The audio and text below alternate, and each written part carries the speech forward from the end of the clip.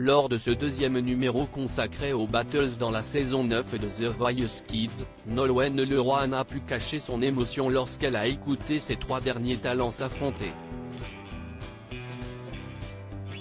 L'aventure The Voice Kids continue pour les talents sélectionnés lors de cette 9e saison. La semaine dernière, lors du premier numéro des Battles, plusieurs candidats sont parvenus à décrocher leur place pour la demi-finale, dont Taïo, Iskandar, Durel et Maëlys. Ce mardi 15 août, TF1 diffusait la suite des Battles. Et de nouveaux jeunes artistes ont séduit Nolwenn Leroy, Kenji Girac, Patrick Fiori et Slimane.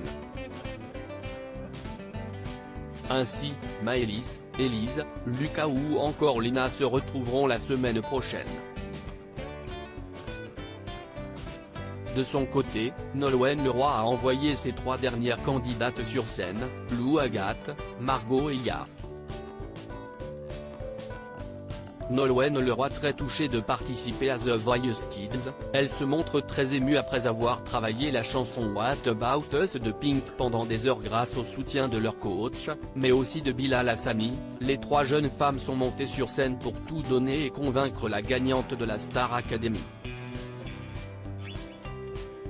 Une chose est sûre, elles ont réussi haut la main puisque la chanteuse est maintenant incapable de se décider. Si bien que submergée par l'émotion, elle s'est mise à pleurer. Merci de m'avoir choisi parce que, ça y est, CIST reparti.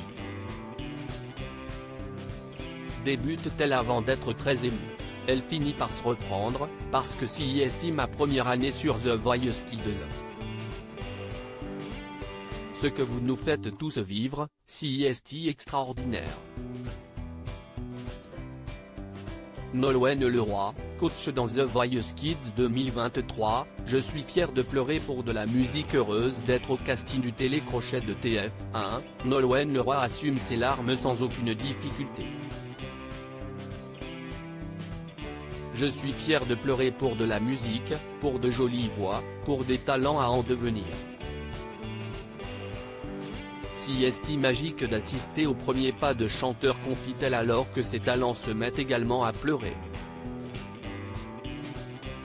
Finalement, Slimane, Kenji Girac et Patrick Fiori tentent de départager les trois talents présents sur scène, mais ont aussi du mal.